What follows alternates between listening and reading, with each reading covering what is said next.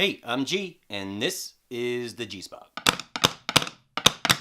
Hey, and welcome to Thursday's vlog. Sometimes I call this a vlog, I don't mean to. And sometimes I think I call it a vlog, but it sounds like a vlog. But anyways, I do realize it's a vlog with a V, either way. So, today is Thursday's vlog, my fourth vlog of my first week.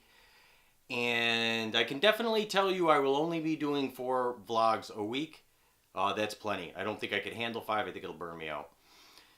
So this is the last vlog of the week, and I think I'm going to try to cover a few different topics rather than just one. And I am going to try to keep the vlogs around 10 minutes. The first 2 were closer to 17. I think 10's a better time. If you have a preference of length, please let me know. As always, any input is always appreciated. Questions, input, suggestions. Compliments, insults, we really, I don't care at all. We just like interaction, so go ahead and interact. Today, P blogged on our Blogger blog. It's PJG Productions on Blogger, and he blogged about a topic that we really get a kick about around here, which is, we get a kick out of it around here, which is that Steve Jobs is the Antichrist. And we don't really believe this, but we kind of do think that it's possible, like 100, 200 years from now, he will be seen as the Antichrist because he brought the smartphone into our society. And we do believe that the smartphone is, in a way, destroying us. There's no focus left in us. The way that people are on smartphones while they're talking to other people, I mean, it just drives me crazy. I can't stand when I am talking to somebody and they are on their smartphone. I really just want to walk away from them. There are a couple people I've had long-term relationships with that do it, and it kind of really bothers me when they do. And if I meet somebody new and I notice that this is a habit of theirs, that they are constantly on their smartphones and basically talk to other people while they're on their phones, I generally have no interest in getting to know that person. It's kind of like one of my first tests for people as to whether I'm interested in knowing them or not, is how much they're on their smartphone while they're talking to other people. Not just me. It's just a habit in general. So yeah, we think we've, society has really just gotten carried away with smartphones. They started using them without questioning how they should use them. Texting while driving is a great example. I mean, we're all killing each other over these texts. I drive around all the time. People are fucking on their phones all the time in their car. I don't know why cops aren't pulling them over more, but they're not, whatever. So, so P did an entry on our blog on Blogger, PJG Productions, and we think it's a funny topic. We actually want to work it into a movie where the belief is that Steve Jobs was the Antichrist and that his invention of the smartphone was really to let humanity destroy themselves, which it very well may be. So you may want to check that out. Also, I think on Thursdays I'm going to cover possible movies that maybe you should see over the weekend and or Netflix picks because I love Netflix. It's a great service. There's a ton of great stuff on it.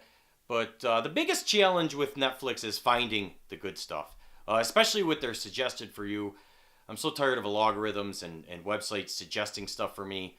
They're usually just so off. YouTube is awful with it. I wanted to learn a few things about the drums a couple weeks ago. I watched about 5 videos on playing drums, and ever since then, I am just bombarded with drum tutorials on YouTube. And if you look at my 2-3 year history on the account, drums count for like 0.005% of what I watch. So it's just, the logarithms are just extremely annoying. And I find the same on Netflix.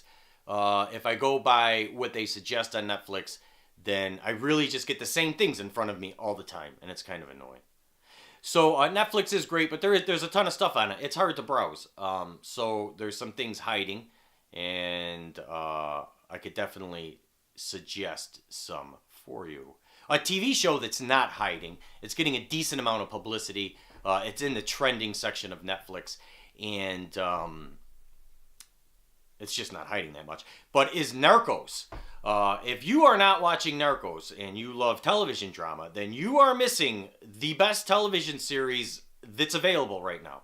And if you're watching something else, like maybe Game of Thrones or Walking Dead or something else, and you're thinking, no, this is the best show. No, Narcos is better than anything you are watching, and I guarantee that.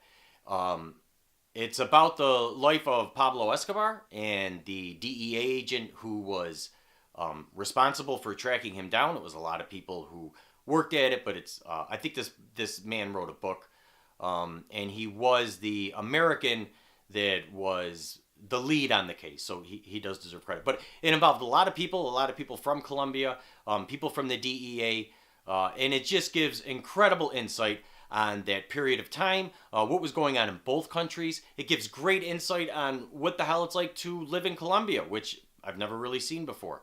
It is subtitled. A good half of it is in Spanish, and I've heard some criticisms on that from people from Colombia saying that people really don't talk like that. I think that's being a bit picky. I do think that they expose the culture in a positive and realistic light, and I think it's informative in that way. And it's just an incredible drama. You're on the edge of your seat the whole time.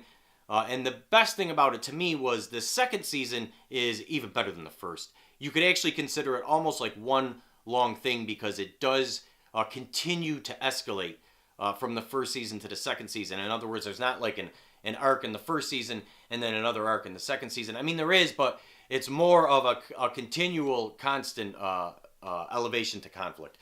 It's really, really great. I cannot suggest Narcos enough.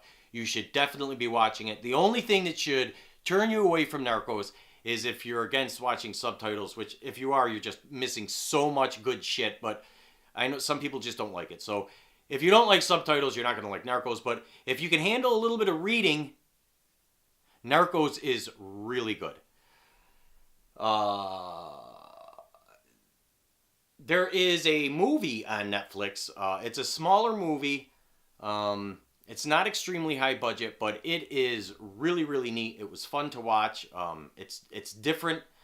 I would call it a mental thriller, with a psychological thriller maybe, or it's definitely a thriller, suspense, and it is called ARQ. It's really, really great. It has a small unknown cast.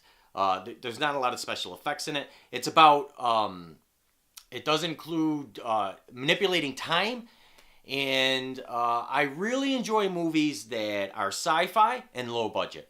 It definitely is a huge sign of creativity to be able to cover a sci-fi topic like time travel and not have a large budget. I think it just says a lot about the creators, and ARQ is definitely worth checking out. Good actors in it, even though they're not known. Both of the leads are really great. I enjoyed them, and you should check that out. And then another movie on Netflix that is also about time travel. It's more about time travel than ARQ, actually, is Primer. Primer is an older independent movie. It may be 10 years old now, around there. It was written, directed, and by the same person, and that person is also the main lead in it. He's really not well known. I don't think he's done anything after Primer. I don't know his name. But Primer is a phenomenal movie. Again, it's a sci-fi movie with time travel, and yet it's extremely low budget. The creativity that it took to pull that off is just fantastic. It's extremely intriguing. I couldn't shut it off. I love it, and I highly suggest Primer. You should check that out. It is a great, great movie.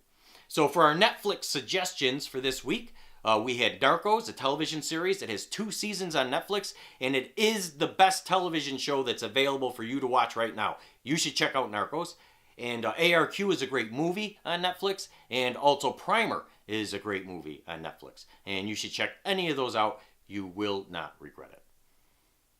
So, wow, look at that. We are at 9 minutes and 40 seconds, and I am pretty relieved that this is over. I went by pretty quickly today. So that's it. This is our blog for Thursday.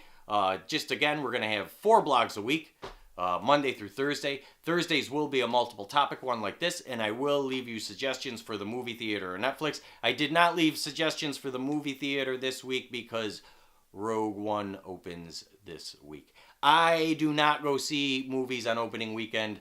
I know I'm in the minority of that. I can't believe you people put up with those crowds and that bullshit and actually enjoy a movie through it. But I know a lot of people really love it. I don't understand why at all. I don't want a crowd cheering with me when I'm trying to watch a movie. So that's why I didn't do any movies this week. Rogue One is the big movie of the week.